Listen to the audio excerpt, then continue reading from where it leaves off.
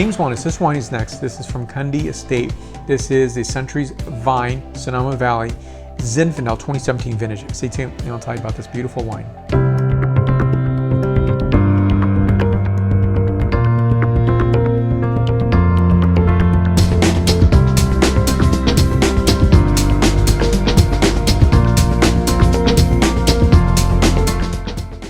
So a fan of this wine for a lot of reasons. If you know Kunde, this is a producer who's really very interested in Zinfandel, Sonoma Valley.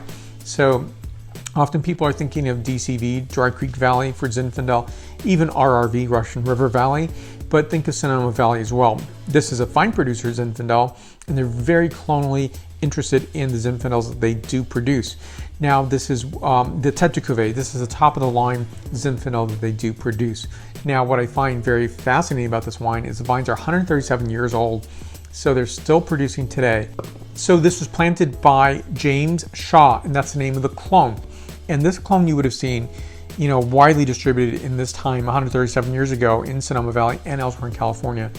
Also keep in mind, this would probably be the time that you would have mixed blacks as well. So you'd have the Petit Syrah, perhaps Carignan, maybe there's some Grenache as well. So that's what happened during this period of time. You'd have just this, different grapes that would exist. Now the predominant grape, of course, is Zinfandel.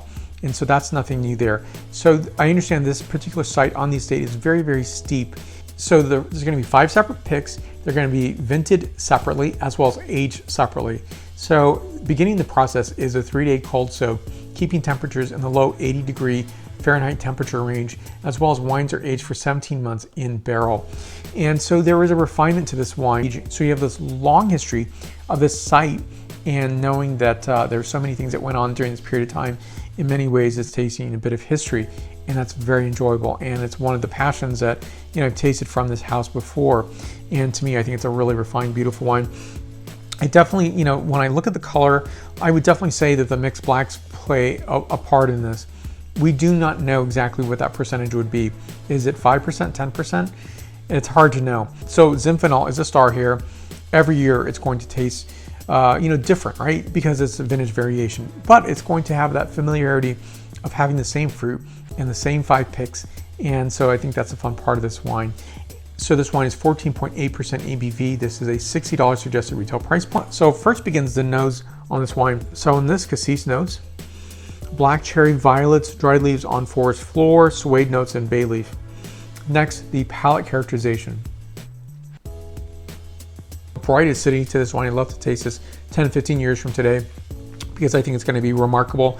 In fact, I love to go, taste some library wines from this particular label here because I think it's probably outstanding. Really, really harmonious characterization on this. Notes of black cherry, a bit of cassis notes again, hint of clove, espresso, dried red rose petal, elongated characterization. So serve this with food. Definitely taste it beforehand, as I always suggest. Taste your expensive fine wines first. Get the flavor for that particular producer's wine, fine wine, and enjoy that. Enjoy this with duck, boar, as well as steak and salmon. Enjoy this with charcuterie and cheeses. Lovely wine, 95 points out of 100 points. So you'll find me between video shoots on my Facebook, Twitter, Instagram, and LinkedIn accounts, as well as my podcast, Apple Podcasts, Stitcher, Spotify, and iHeartRadio. Thank you for watching, and I'll see you soon. Santé.